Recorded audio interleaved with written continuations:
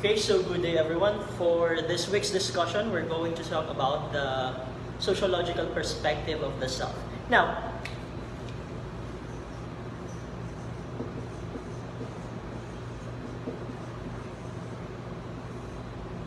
okay, so when we talk about sociology, it pertains to the structure and function of the different institutions of the society. And so, after learning the context of the self as regards to the philosophical perspectives, it is better for us to move on from this point of view to another point of view. After a long time of debate as regards to the idea of the self in connection to the body and soul, which eventually become the body and mind, sociological perspective does not necessarily deny or it is not necessary that they do not consider the body and mind. But the point here is that they would like to focus on a more social perspective, in a sense wherein you do not go inward, but you go outward. Okay? Meaning, it is not the identity or the self that you're going to focus on, but the environment or the surroundings of an individual. And so, they talk about, in the sociological perspective, we're going to talk about the relationship of the self to the external world or the society. How does the society affects the self, and how does the self become a necessary part of the society? And in this perspective, you will get to realize that the self is not a single and a specific idea that exists independently. Sabi ng mga sociologists, whether you have soul, whether you have body, whether you have intellect, for as long as you do not have basic components of the society, the self will never become what it is. Okay? So the important aspects of the self in the society is interaction. Tumayo ka man dyan, sa gilid na yan, kung hindi ka makikipag-interact, hindi mo mapufulfill yung idea ng pagiging bahagi ng lipunan. And when you interact, it is in a certain environment. There is a long debate also when it comes to the source of behavior of an individual, wherein ang tanong nga sa psychology, ano bang nakaka-apekto sa behavior ng tao? Is it the environment or is it the genetics or the genes of the individual? But in this context, kakalimutan muna natin yung genetics, no? The genetics, on the other hand, on the perspective of sociology, is given. Ayan na yan, yung tao na yan. Ngayon, kinakailangan ma-fulfill ito. Nandito ka, maaapektuhan ka nito, pero kung wala ito, wala din silbi ito. Okay? You see the relationship of interaction and environment. A man, the person has to interact in order for the person to learn from his or her society. Example, one great example is Tarzan. Diba? Tarzan, based on the story, grew up in the jungle. And the way Tarzan lived his life up until his early adulthood, hanggang sa magbinata siya, is the way the animals, particularly the apes and some other animals, behave. Ibig sabihin, yung environment ni Tarzan, sa pamamagitan ng kanyang pakikipag-interact, nahubog yung pagkatao niya. That made Tarzan as Tarzan. And we know how Tarzan lives his life. Diba? He lives like as an ape. Kasi ang nagpalaki sa kanya ay isang ape. So, meaning, na-perceive ni Tarzan kung paano mamuhay ang isang ape at inirelate niya yung sarili niya sa ganon. Now, sinasabi natin, if our environment is a very important aspect of our society for us to learn and to discover more about ourselves, and it is being modified by the interaction, then definitely we will become individuals of our environment, of our society. Kaya nga, di ba, there are instances wherein our identity, ang pagkakakilanlan natin, ay nakabase sa lipunang kinabibilangan natin. Because people, even sociologists, understand how the environment could affect the individual as a whole. Okay? So in this context, we can see how much consideration is being put into the environment of an individual in order for us to categorize and analyze our roles and our being as a person. So we will be looking into this perspective in terms of our interactions, in terms of our relationships, the relationships that we establish in our environment. Okay? Because there are aspects that we have to consider in a society. Paano ba nagiging lipunan ng isang lipunan? Sinasabi natin, interaction is very important. And for some reasons, some other sociologists try to categorize the way we relate to others, yung relationship na nabubuo natin. Sabi nila, kapag ikaw ay nasa isang lugar, kasama ng ibang tao at walang interaction, you're nothing but a crowd. Okay? Every individual has his or her own perspective, has his or her own goal. Okay? Crowd lang yan, tumpok ng tao. It does not make them a society. Okay? And of course, pagka nagkaroon tayo ng mga the next level of the relationship is when we get to acknowledge someone else's existence, not necessarily establishing a relationship, but a default, di ba? Yung by default, it is a reaction. So ang tawag daw natin dyan ay cliche. Okay? It is the cliche level wherein we get to just recognize the people. Di ba? Pagka sasakay ka halimbawa sa LRT, tapos may nauna sa'yo. Pinaunan mo siya. Sige, kayo mo. Hindi kayo magkakilala, hindi kayo magkaano-ano. Wala kayong relasyon, hindi kayo magkatrabaho. Cliche. Okay, there was a small interaction and that was just normal. No, parang by default ginagawa yung mga bagay niyan. Then there comes the acquaintances. No, may mga tao na talagang kakilala natin at nakilala natin.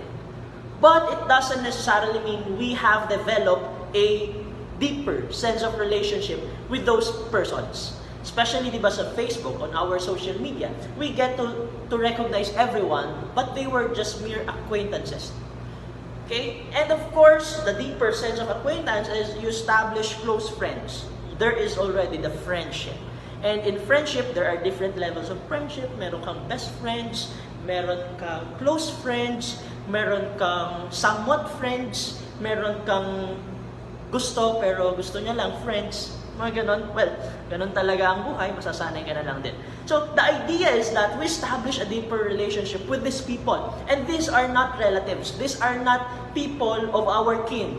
They are just former strangers who have established a deeper relationship to us.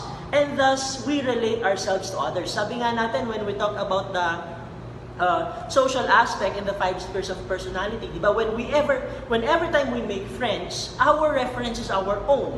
Ang pinagbabasihan natin ay kung paano mo nakikita, nakikilala at kinukonsidera yung sarili mo sa pakikipagkaibigan sa ibang tao, sapagkat pinipili mong kaibiganin yung mga taong mayroon kayong pagkakahalintulan.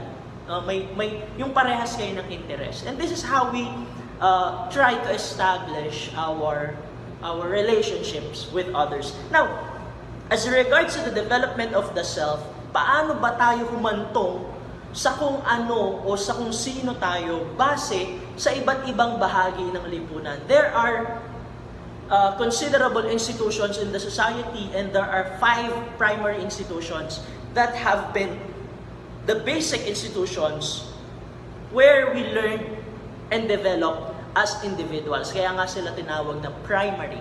Of course, if there is a primary, there are secondary institutions. But definitely, we're going to identify the primary institutions.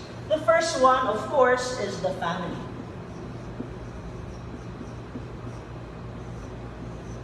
Katulad ng sinasabi, the family is the basic unit of the society.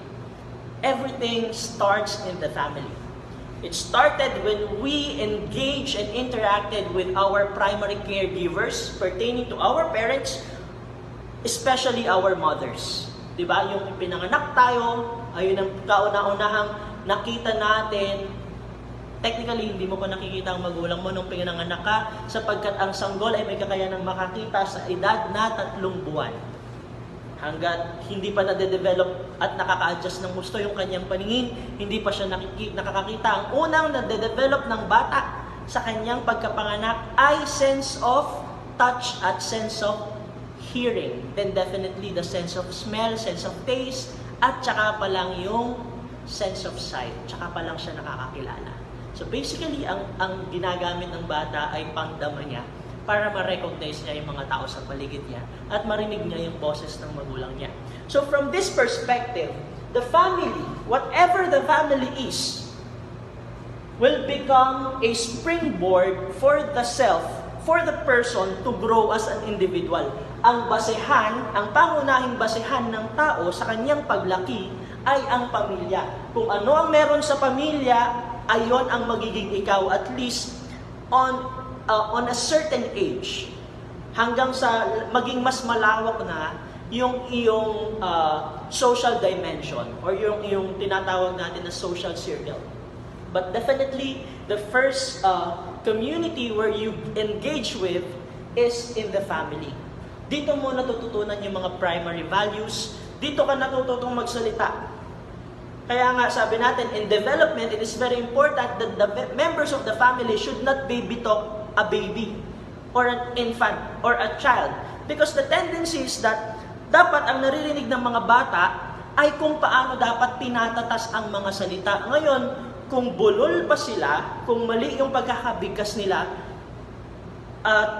feeling nyo ang cute nun, cute talaga siya. Pero kapag kayo, matatanda na kayo, tapos nagbubulol pa kayo, hindi na cute yun, no? Nakakairita na yun. Kaya wag na wag nyo yung gagawin.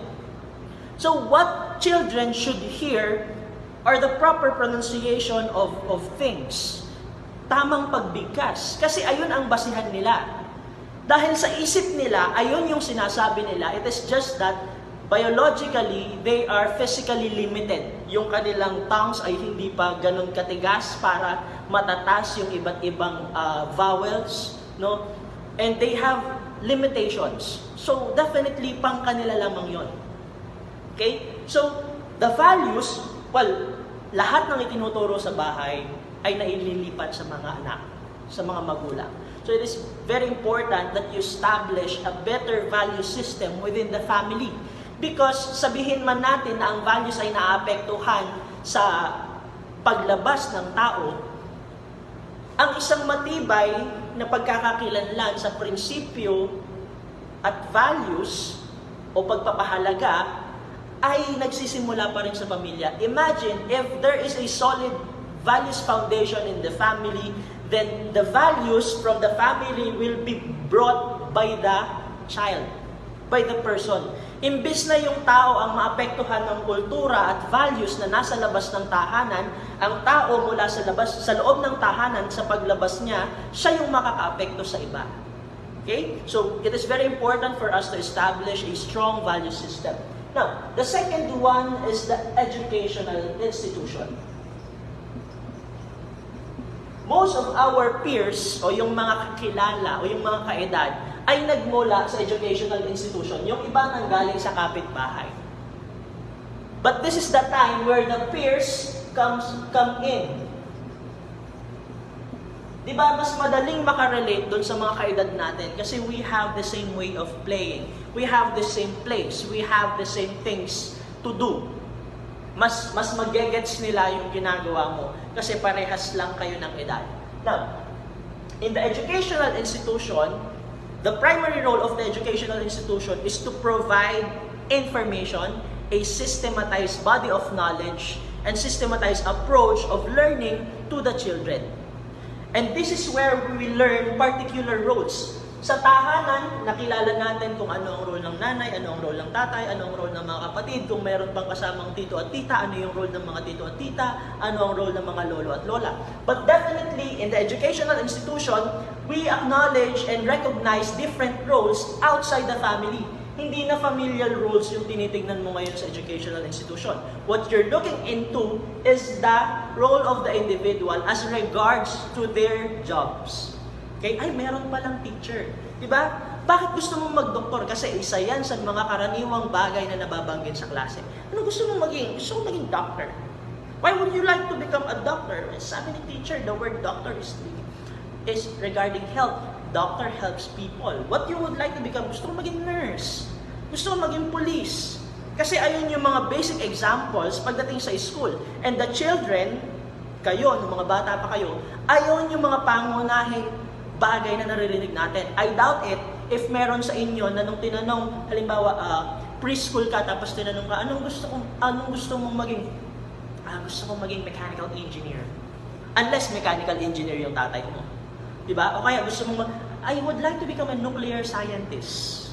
O kaya gusto kong maging image stylist. Diba? Gusto kong maging artista. Yan, yung pagiging artista, normal yan.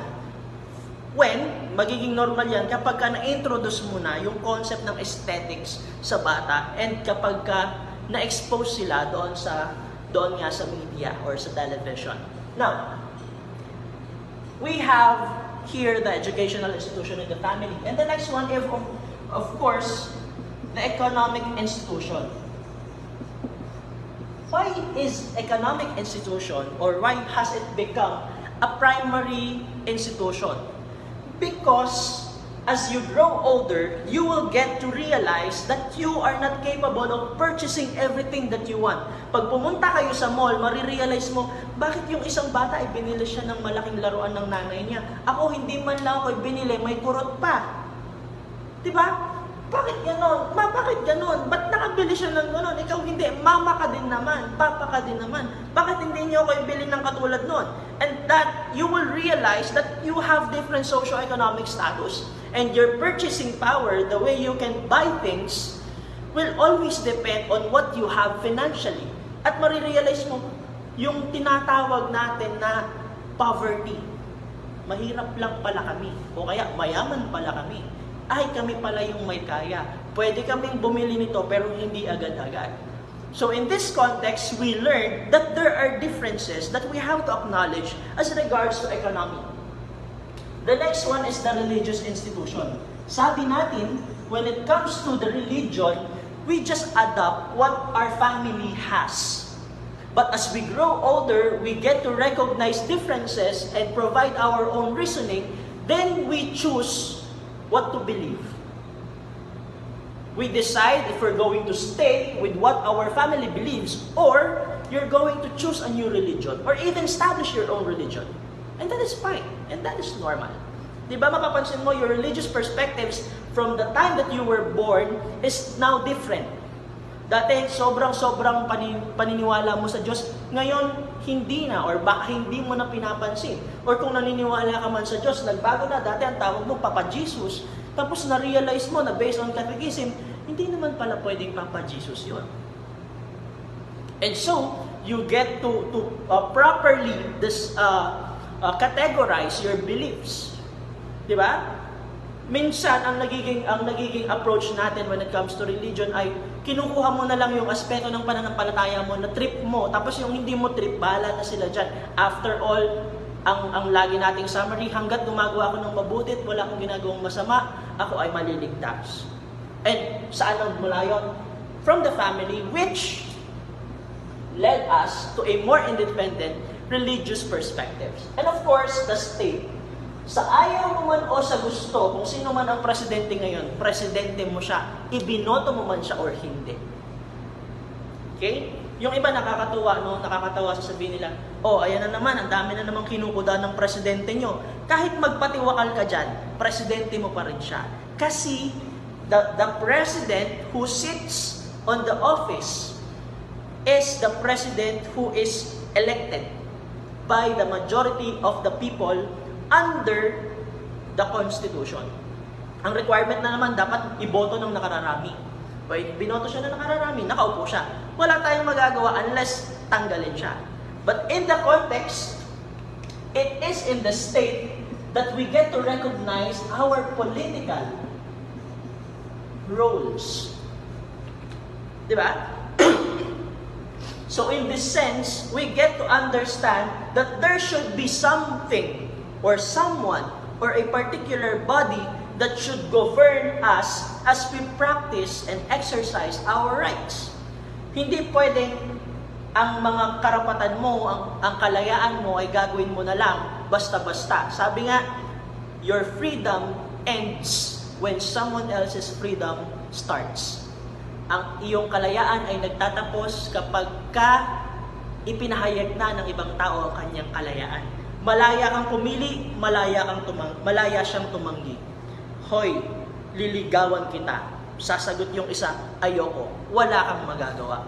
Diba? Because everyone has his or her own rights and freedom. So this is how these primary institutions of the society affect our self. Dito natin nakukuha yung ating mga pananaw.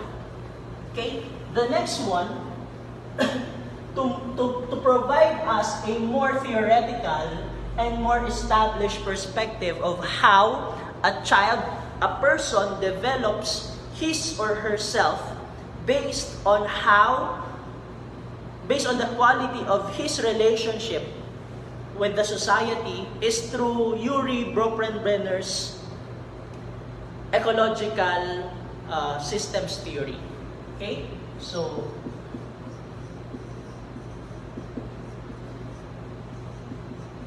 the ecological systems theory, for some it is considered as bioecological because it now serves as a reference for child development. Okay, by Urie Bronfenbrenner.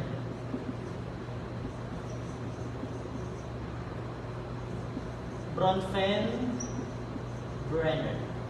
Okay, according to Bronfenbrenner, there is a certain system of the society that affects the quality of engagement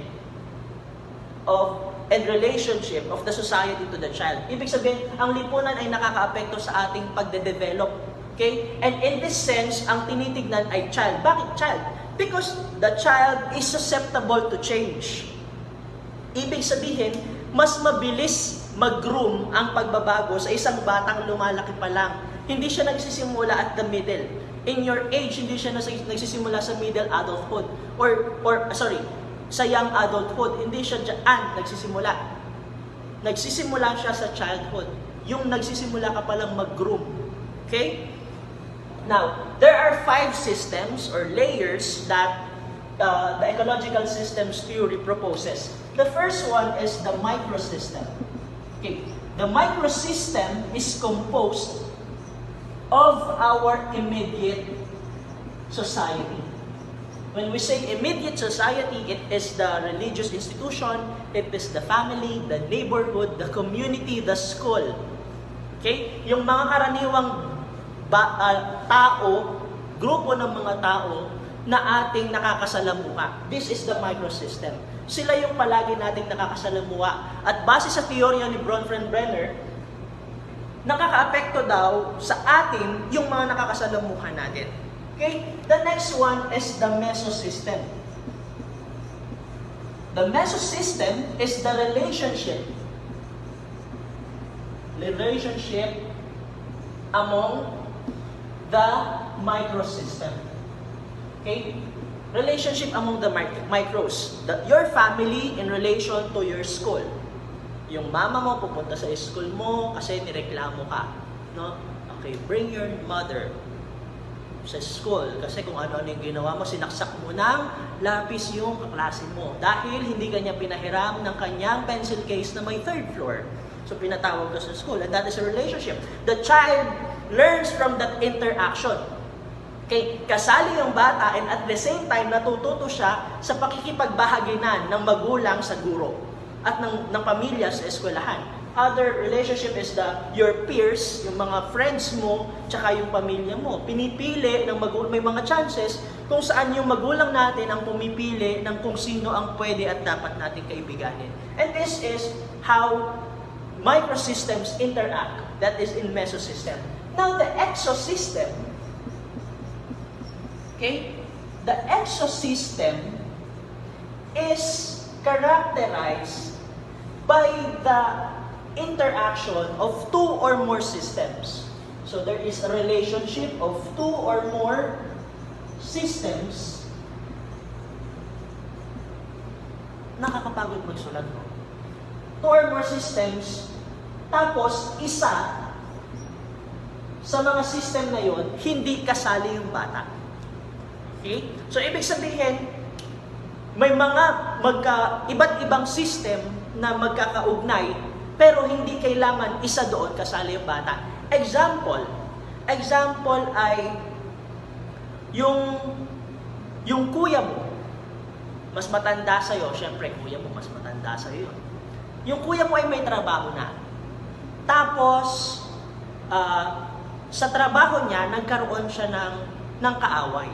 Nakipag-away siya dun sa trabaho. At bad trip siya. Anong dahilan ng away nila? No, inunahan siya sa CR. Kasi yung CR nila, dalawa lang yung cubicle. Tayo-tayo na siya. Tapos inunahan siya sa CR. So, bad trip siya. Sino bang hindi mababad trip nun? Wala siyang choice. No? Kipit na yung pagkatayo niya. Tapos, yung una-una sa kanya, sisipol-sipol pa pag hindi ka pa naman talaga nainis sa ganun. So, na-bad trip siya. Nakipag-away siya. Ngayon, pag uwi ng bahay, hindi ka miyembro ng kumpanya. Therefore, that is not your system. Pero pag uwi niya ng bahay, yung bata napagbalingan ng kuya. Bakit? Kasi pag uwi ng kuya, ikaw tumatae ka, itaing-tahin na din siya. Bad trip siya ngayon. So the experience, kung ano man ang sasabihin ng kuya mo sa'yo, ay makakaapekto sa paghubog mo. Why?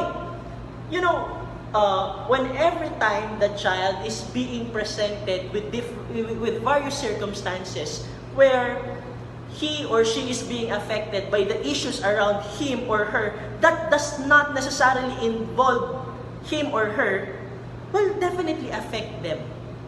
Maapektuhan pa rin sila. Maaring hindi man sila kasali, pero the mere fact na kasali yung bahagi ng system niya, apektado pa rin siya.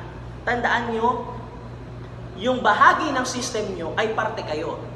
Therefore, kung saan sila connected, bagamat hindi ka man connected sa other systems nila, apektado ka pa rin. Dahil nasa loob sila ng system mo. You get the point? Okay? Now, and of course, the next one is the macro system. The macro system, on the other hand, is distant. Either distant people or distant places. Kahit kailanman, hindi kayo nagkaroon ng daong pampalan. Pero, you get to live what the macro system emphasizes. Ano ba ang laman ng macro system? Cultural patterns. Diba? Dominant beliefs and ideologies. Okay? So, yung mga bagay na yon, nanggagaling sa macro system. Ngayon, ang tanong, para sa mga Katoliko, nakita mo na ba si Jesus Christ? Nagkausap na ba kayo? Hindi pa. Pero yung belief kay Christ, nadala mo. Saan galing yun? Sa macro system. At mula sa macro system, apektado ka ng kulturang yon. Let's say for example, Filipino culture. Pagka sinabing Filipino culture, it doesn't necessarily mean ganun yung ginagawa mo, but still, apektado ka ng kulturang yon. Okay? So this is the macro system. You get the point? Yeah. Okay, and the last one is the chronos system. Okay, the chronos system annotates time. Napakalaking bahagi ng oras sa chronos system. The chronos system is a part where there is a presence of possible shifts and transition and other socio-historical things that happen that could change your life. Okay? Yung mga nangyari ay maaring nagpabago sa buhay mo and therefore, apektado ka. Example, yung pandemya. Ayan. Ayos ang buhay natin, okay tayo.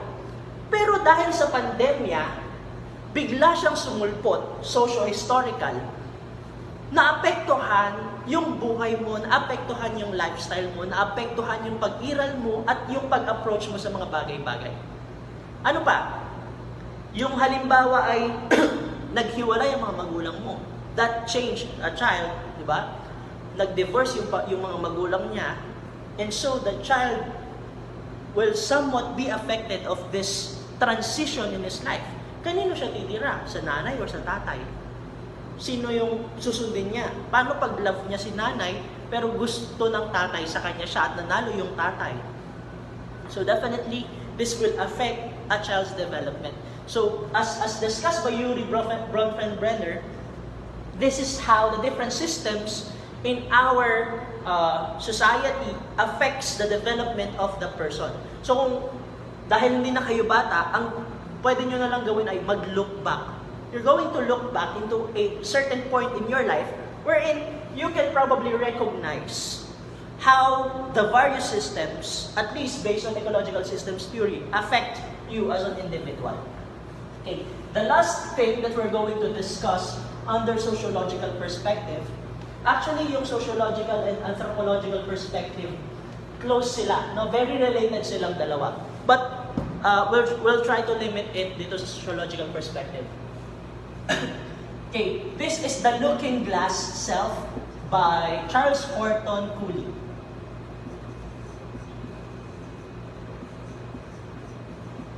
Okay, so this idea of Charles Horton Cooley ay noong 1992 pa. No? 1902. What is the looking glass self? The looking glass self is a perspective of the mirror self. Okay? So, anong idea nitong looking glass self? Sabi nila, the person recognizes his or herself based on how he or she is viewed by people around him or her. Ibig sabihin, naniniwala ka na ikaw ay yung taong nakikita nila base sa kung paano mo nakikita yung reaction nila sa'yo. Mirroring, no? Looking glass. Tinitignan mo kung paano kanila nakikita nang sa gayon, kinikilala mo yung sarili mo na ganun ka. Example, kindness. Mabait ka ba? Oo, mabait ako. Paano mo nasabi na mabait ka? Kasi pinapakita nila sa akin na mabait ako. At paano nangyari yun? Ang treatment ng tao sa'yo ay ang treatment ng tao kapag ka nababaitan sila sa ibang tao. Okay? Naniniwala ka na mabait ka dahil ang tingin nila sa'yo, mabait ka. Kaya ka mabait. Okay? So sabi nila, there are three components of the looking glass self. The first is your imagination of your appearance to them.